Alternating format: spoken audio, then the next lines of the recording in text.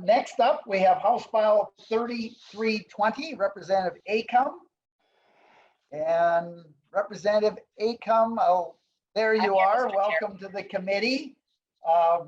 Would someone like to move to lay over House File 3320? So moved, Mr. Chair. Representative Lesligard moves to lay over House File 3320 for possible inclusion into the omnibus tax bill. And there is an A1 amendment. So Representative Lesligard, you want to move the A1 amendment? So moved, Mr. Chair.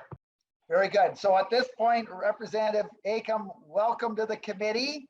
And if you want to talk about the author's amendment, or is it just to put it in the form that you would like us to allow you to discuss the bill?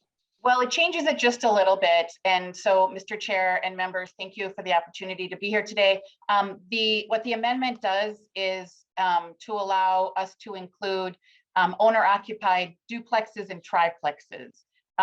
And also to have more than one expenditure of the same type. And that might make sense maybe after we talk about the bill. So that's what the amendment is about, sir. Very good. So yes, I think it's always best maybe put this amendment on, then you can talk to the entire bill. It's going to be laid over. So I'd like to take a vote on the A1 amendment to House File 3320. All those in favor, please say aye. Aye. Those opposed say nay. The motion does prevail. The A1 amendment is adopted. Representative Acom to House File 3320 as amended. Thank you, Mr. Chair and members. I wrote this bill because we are seeing our climate changing before our very eyes. This is no longer an issue that may affect us at some point in the future. It's happening now. And it's happening because of human behaviors causing increased greenhouse gas emissions. The impacts that we are seeing in Minnesota are warmer temperatures and more frequent extreme weather events that are having costly impacts on our state, both economically and socially. Last year alone, we saw widespread droughts that impacted our agriculture sector statewide. We saw devastating tornadoes in Minnesota in December for the first time. And from a public health perspective, we are seeing an increased occurrence of asthma, especially along highly traveled transportation corridors. While House File 3320 will not fix our climate crisis, it is intended to be one strategy that will move us in the right direction. House File 3320 is a refundable tax credit for 3 different types of expenditures. The first is a group of appliances. Second is energy efficiency measures. And then third is a category of large improvements. And again, these are for owner-occupied dwellings. Mr. Chair, I have 2 testifiers that are here to provide testimony today. Very good. Thank you very much, Representative Acom. So we've got Jamie Fitzke and Lee on deck, Lee Valancourt. So Jamie Fitzke, welcome to the committee. Please state your name and begin your testimony. Great. Thank you, Chair Markert and members of the Tax Committee. I'm Jamie Fitzke, Director of Legislative Affairs at the Center for Energy and Environment, and I'm testifying in support of House File 3320.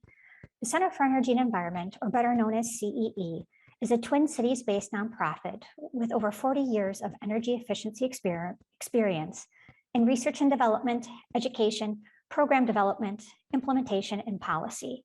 CEE supports policies that advance energy efficiency and foster innovative technology development and deployment to help Minnesotans save energy and money, reduce carbon emissions, and create high-quality jobs. I'd like to thank Representative Acom for authoring this bill. House File 3320 creates a sensibly structured tax credit for installing highly efficient technologies, like an air source heat pump, which looks like a standard air conditioner, but can heat and cool a home, heat pump water heaters, and insulation, all of which improves a home's energy efficiency and immediately helps residents save energy, reduce their utility bills, and make their homes more comfortable. Personally, a number of years back, my husband and I bought our first home. We moved in during the winter and couldn't get over how cold our attached garage was, and that cold seemed to spill over to the adjoining rooms. So we popped our heads into the attic and realized that there was no insulation in the garage ceiling. And as I'm sure many of you can relate, as new homeowners, there were many ways that we wanted to improve our new home, but had limited budget.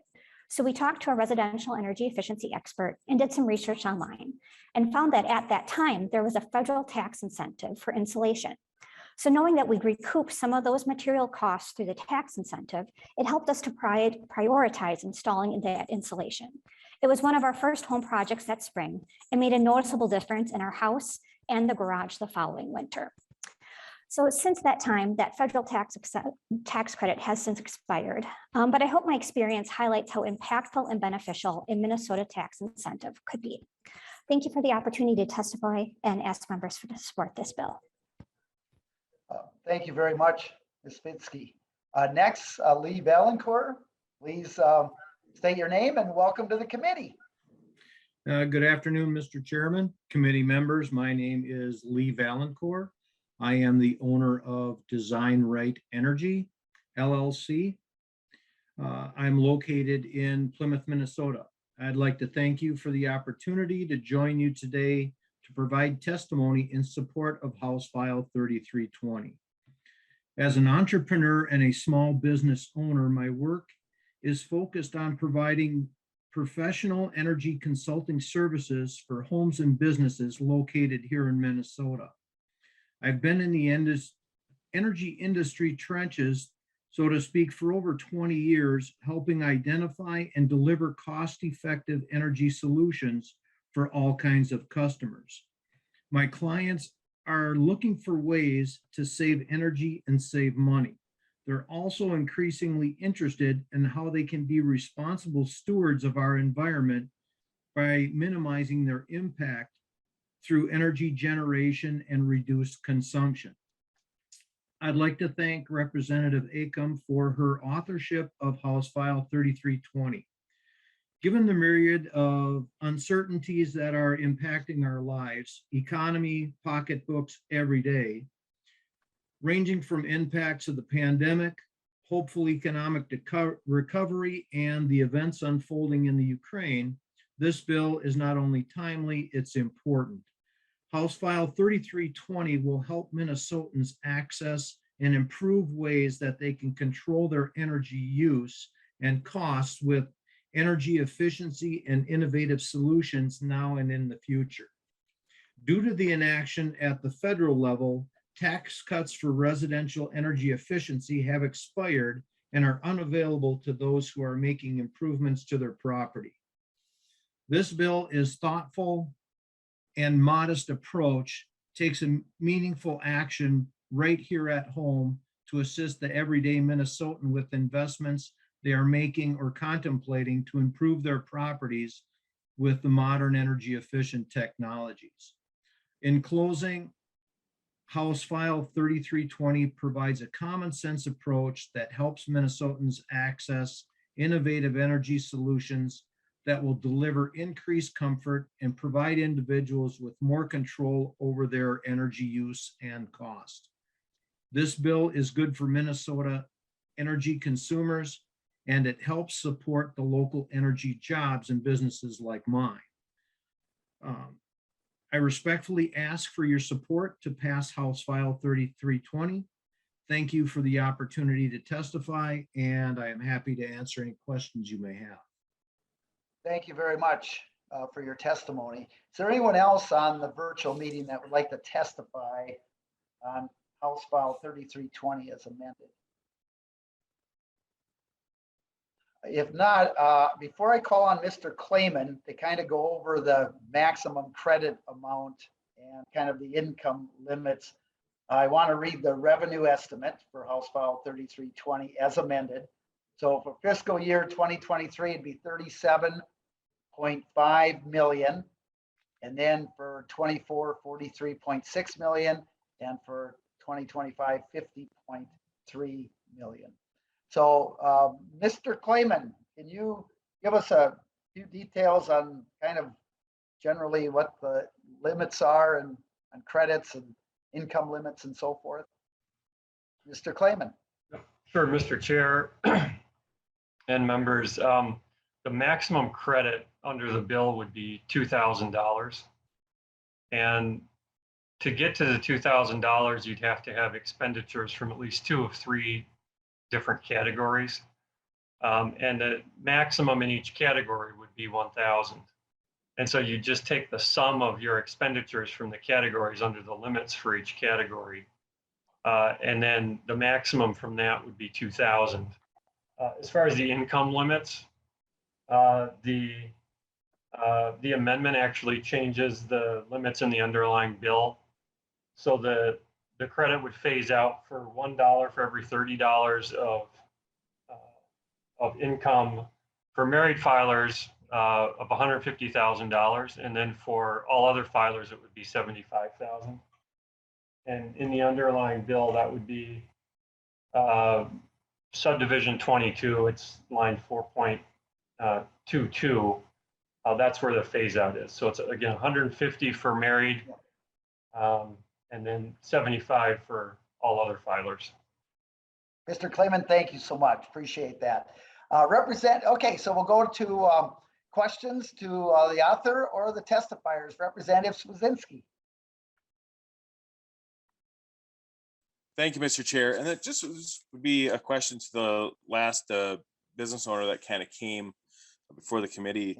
Sir, just was asking, how are you doing when it comes to getting talent, electricians and people to come in to your business? Are you having a difficult time getting talent, I should say?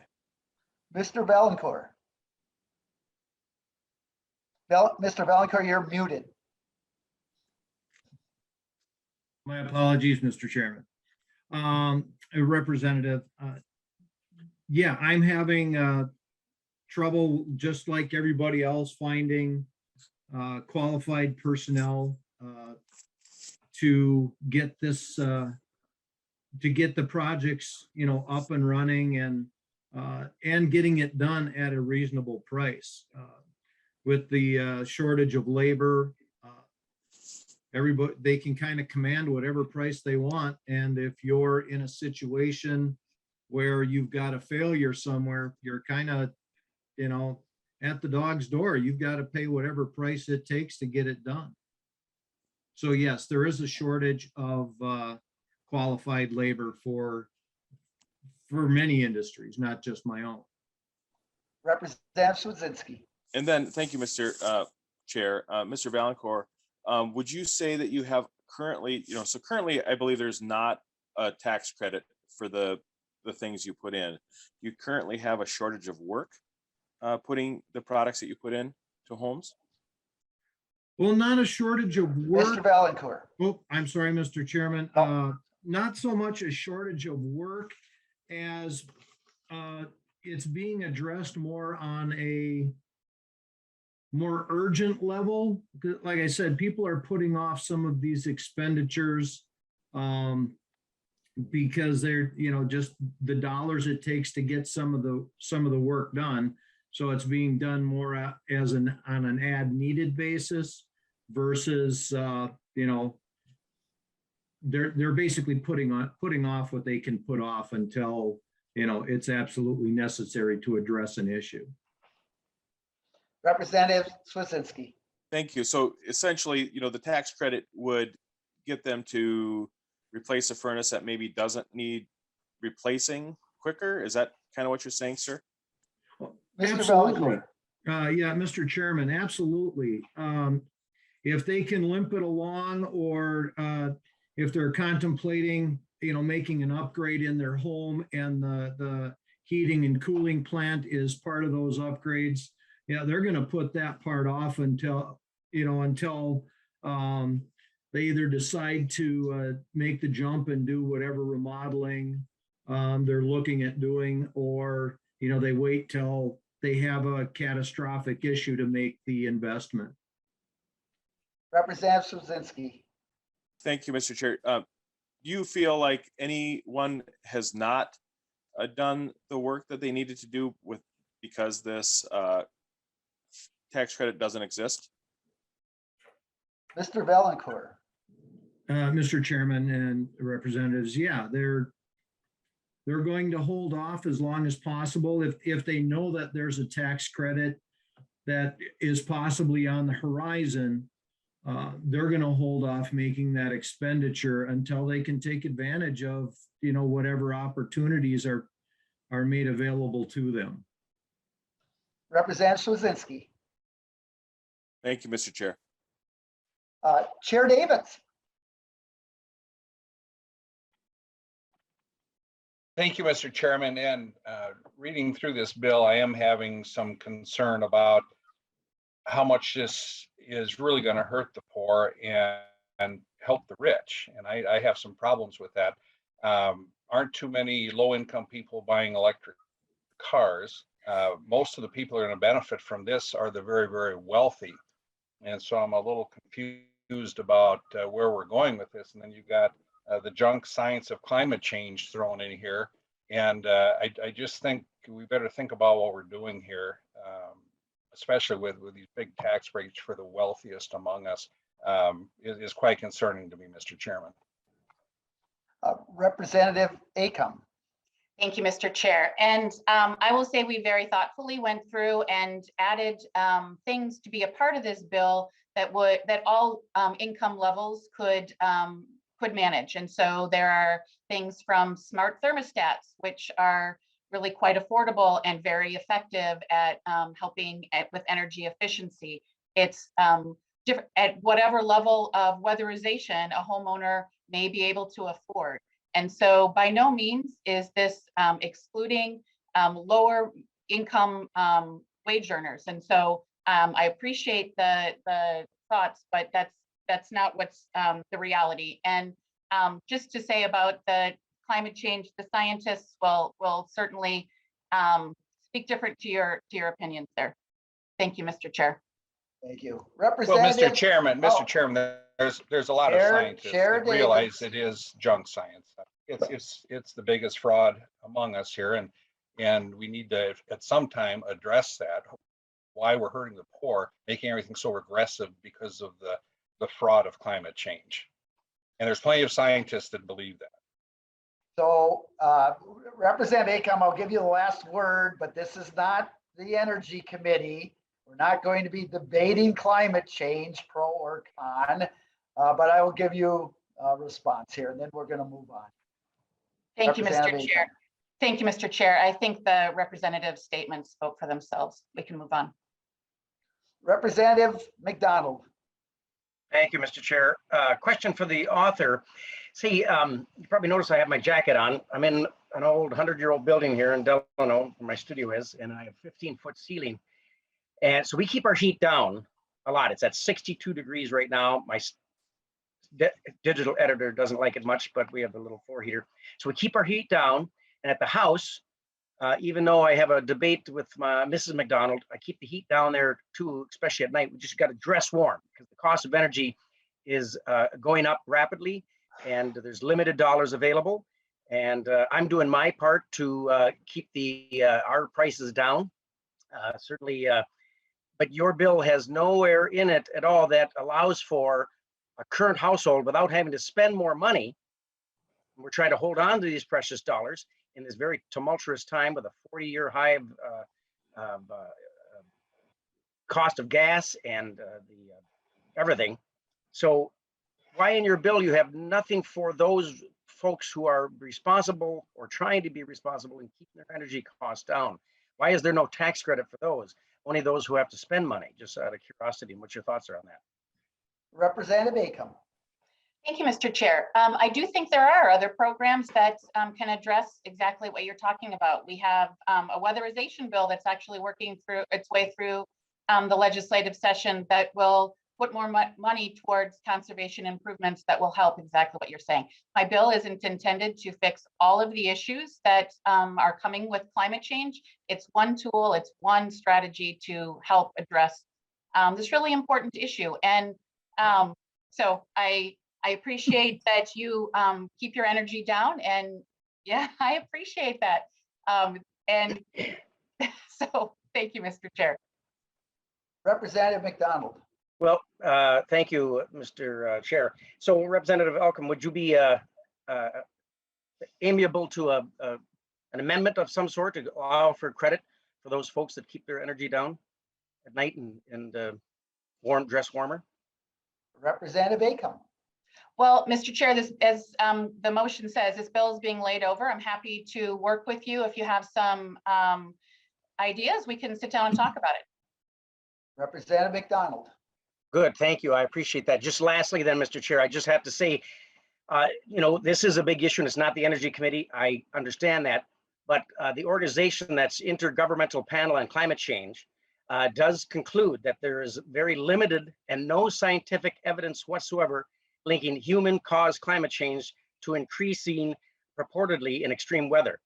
Matter of fact, according to the IPCC data, if there's any trend at all in extreme weather, it's a downward rather than upward trend. Our most extreme weather, be it a heat wave, drought, food, hurricane, or tornado, occurred many, many years ago, long before any carbon dioxide level in the atmosphere began to climb at the present rate. And that's the data from the Intergovernmental Panel on Climate Change, very reputable organization. So I just have to share that with the committee and with the author.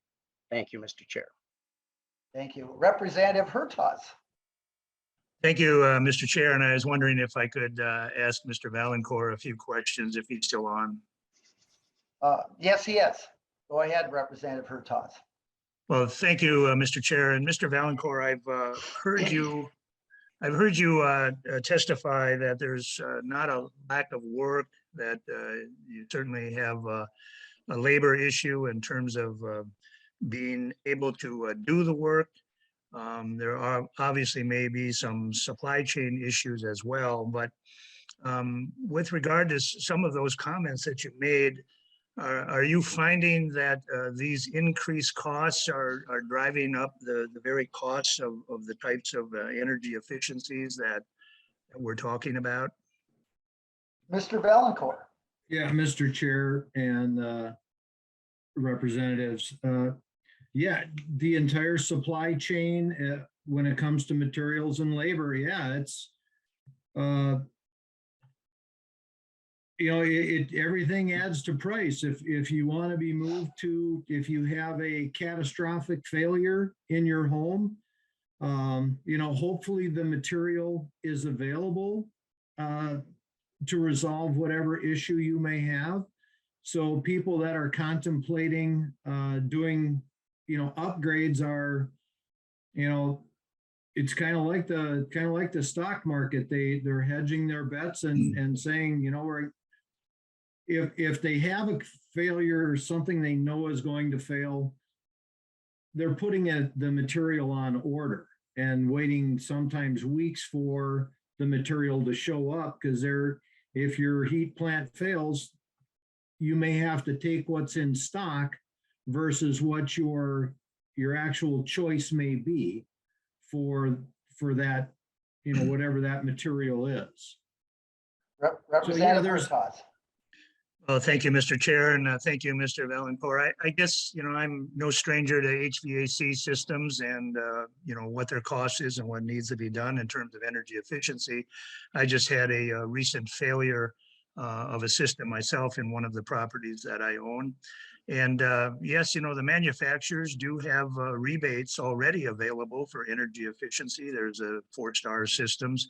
I noticed that the energy providers, particularly electric companies, many of them are offering setback stats and smart Wi-Fi stats to be able to manage your systems, and they're providing them for free if you will do them and be able to get a reduction on your energy rate for being able to do such.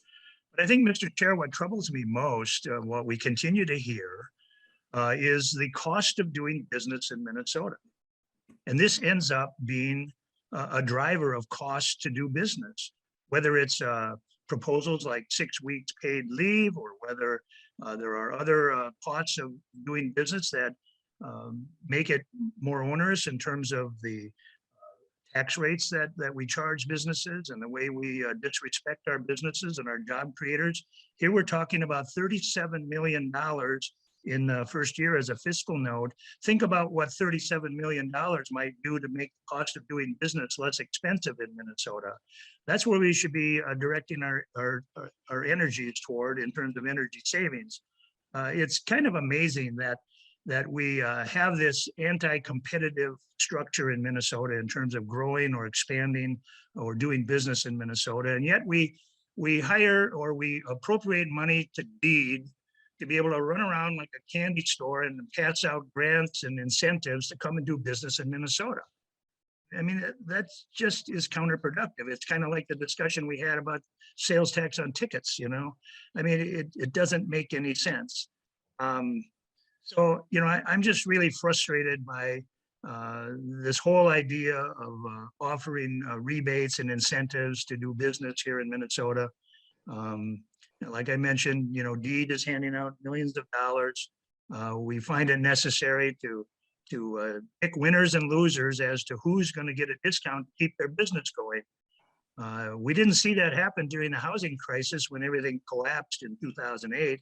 Oh, we saw HVAC and insulating contractors get rebates to keep their businesses going, but nothing to incent people to keep the whole construction industry. And Mr. Chair, I've learned over the years here that the construction industry is accountable, all things considered, whether it's realtors fees, whether it's mortgage origination, whether it's the different inputs into the housing industry and good paying jobs for the people that work in it, that about 1/6 of the state's revenues are the result of construction related activities. It's a very important industry. And while it may seem sensible to be offering rebates to people who can afford to upgrade their systems, this is the wrong approach. We should be doing everything to making the cost of putting in those systems much less, and you'd find more people able to go forward with making improvements, because the market right now, you know, I saw $4.89 for diesel yesterday on the way home from the Capitol.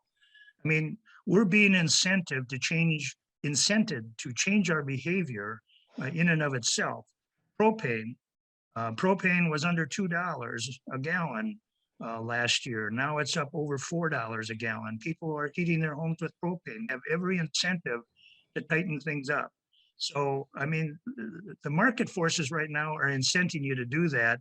If we would just make it a little bit cheaper to do business, we wouldn't have to charge $12,000 for an HVAC system. Maybe we could put it in for 9 or 10. So this is a complicated problem, but we're just throwing Band-Aids on it.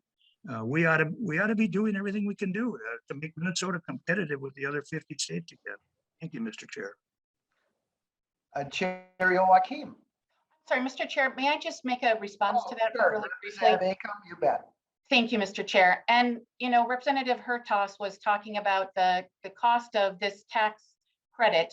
And what about the cost to our states that we incur year after year with disasters, with the flood last year or excuse me, the drought last year, and the amount that we need to pay out to farmers to help them? And do they deserve that help? Yes, they do. And we deserve people who are flooded and are dealing with the extreme weather events and our response to that. And so the cost to our state to not do anything is huge. We can't continue to kick this down the road and not do anything. We are seeing our climate change. We are seeing the environment around us change. They are talking that in just a few years, Minnesota will no longer be hospitable to our state bird balloon, to our tree, the red pine, to walleye. And so as we continue to ignore the science about climate change, we will continue to, our state will continue to change. And so, Mr. Chair, I think that's to ignore the cost that we are already paying is not appropriate. Chair Joachim. Thank you, Chair Marquardt. And I just want to bring us a little bit back to the bill. I appreciate the latitude you give people, Chair Marquardt, about in committee to discuss other subjects, but I think we've gone kind of far afield with some of the questions to the author around climate change and construction materials and the like. I just want to thank Representative Acom for bringing this bill forward. I do appreciate you getting a chance to let folks help make their homes more energy efficient, because it does save them money in the long run, just like it does for businesses when they make theirs more energy efficient. I was happy with Senator Senjum to get a bill passed last year that allows energy improvements onto commercial buildings and multi-unit housing to make it easier for those folks to upgrade to become more energy efficient. And I think having individuals be on that same playing field is a good idea. I will ask you too, as Chair Marquardt asked her other author, if it's scalable. We're getting to that time now. I know you've worked hard on this, but maybe if you can answer that, and it sounds like you're willing to work with folks on reasonable suggestions. So thank you. Representative Acom. Yes, Mr. Chair and Representative Joachim, it's absolutely scalable. And so yes, happy to work with folks as this is being laid over. Mr. Chair, I didn't get to respond. Well, Representative Hertaus, usually the author gets the last word. Otherwise, it'd be a back and forth forever. So. Yeah, I just want to. So go ahead, Representative Hertaus, but quickly, please. Yes, thank you. I didn't say we shouldn't do anything. I don't think making business more competitive in the state and making the price of goods and services is doing nothing. Lowering the cost of doing business benefits the consumers, not just one consumer, but all of them. So I'm not talking about doing nothing. I'm talking about making it more affordable to be able to have the very things that are being advocated done in Minnesota. Thank you, Mr. Chair, and you've been kind. Very good, thank you. Representative Swedzinski. Thank you. And sorry to run back through the line here, but just a general question to the author, Representative Acom. So, essentially these up to $2,000 for families that make up to $150,000. How does that work if they file separately? So let's say you essentially have two individuals that live in the same house but are not.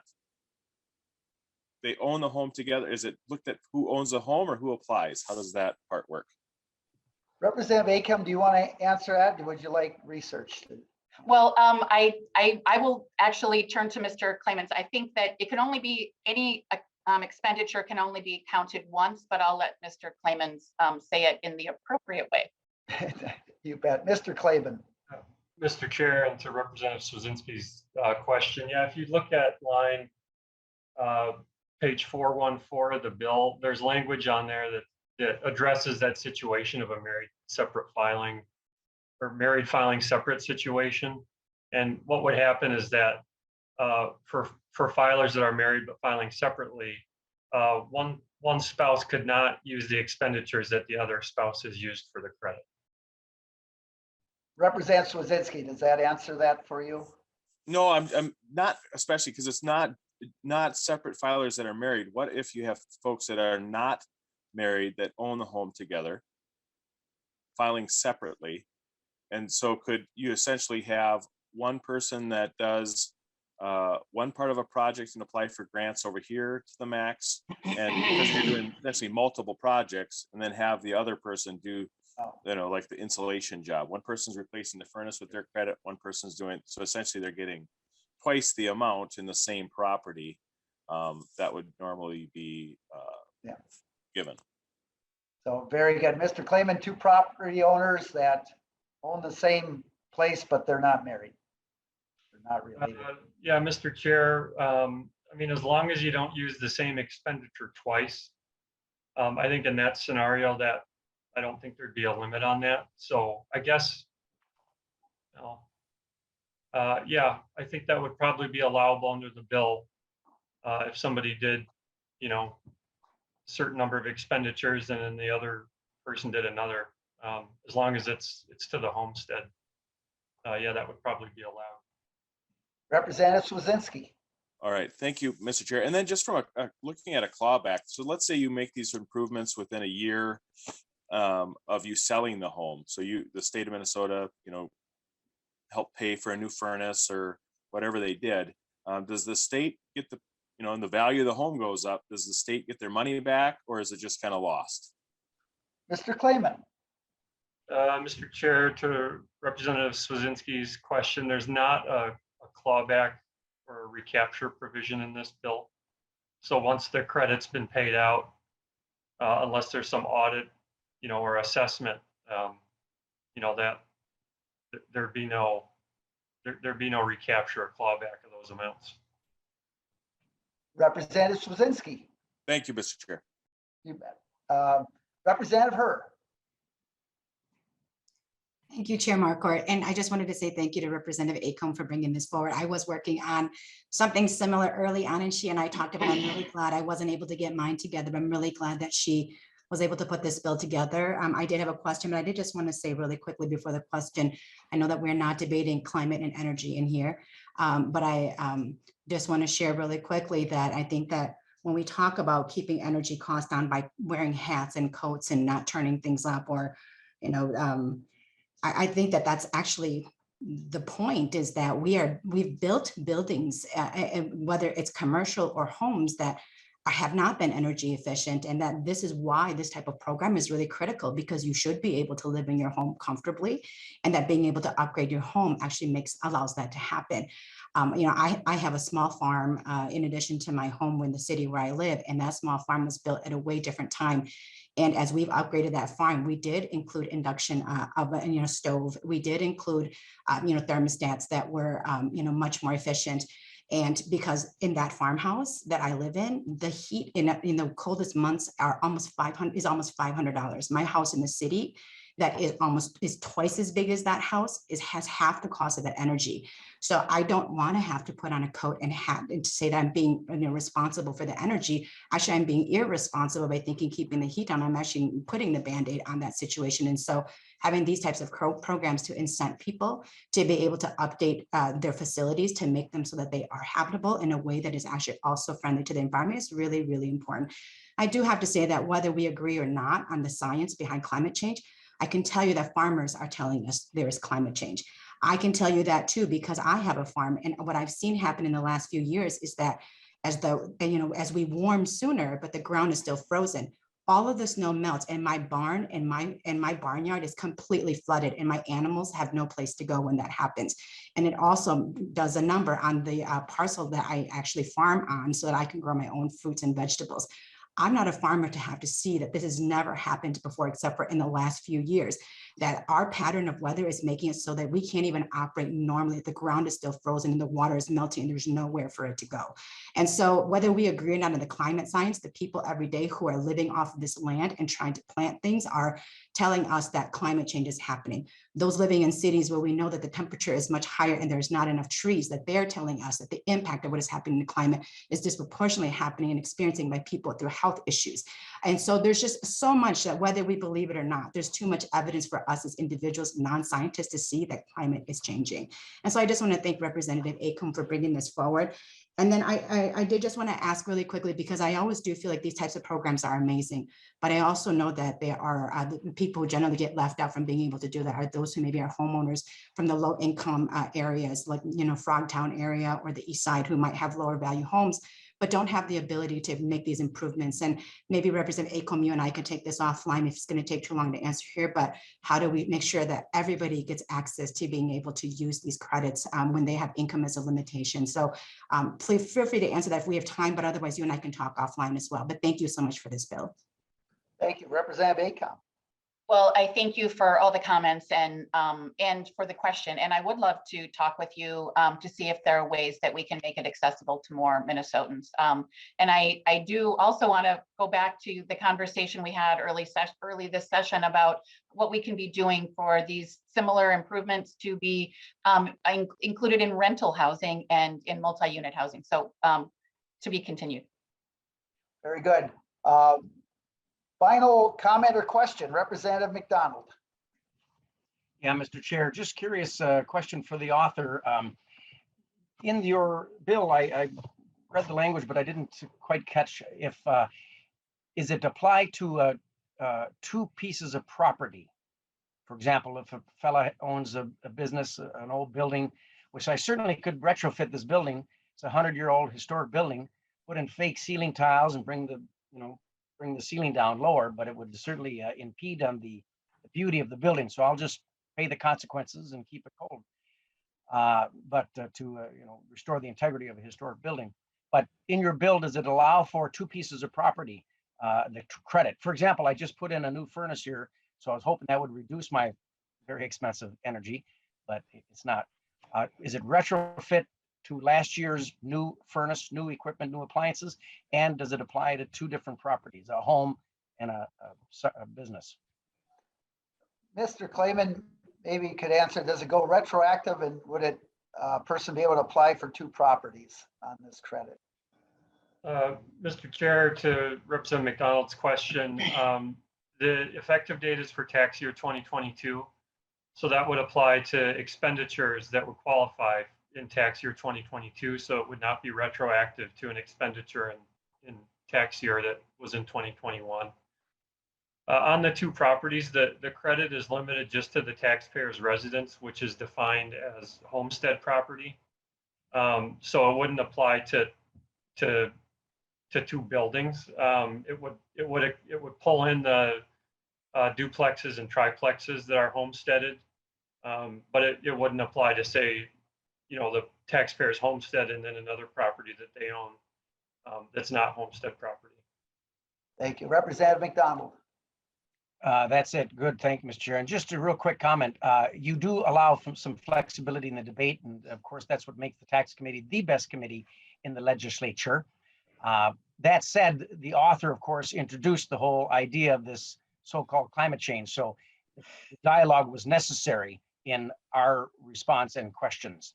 I don't think we went off too much on the rails, in my personal humble opinion. Thank you, Mr. Chair. Well, thank you, Representative McDonald. And we always, as stated before in tax committee, allow a little bit of latitude on issues somewhat related. So nothing out of order today. Absolutely. So with that, Representative Acom, final thoughts on House File 3320 as amended. Well, thank you, Mr. Chair, and thank you, members, for the robust discussion today. And I would agree that Chair Markert, you run an amazing committee here in the tax committee. As I said, I appreciate the conversations that we've had and would be happy to continue to have them going forward. I hope that you can support the bill. Thank you so much. Thank you very much, Representative Acom. The chair will lay over House File 3320 as amended. Representative Acom, thank you so much for bringing forward the bill, and thank you to the testifiers.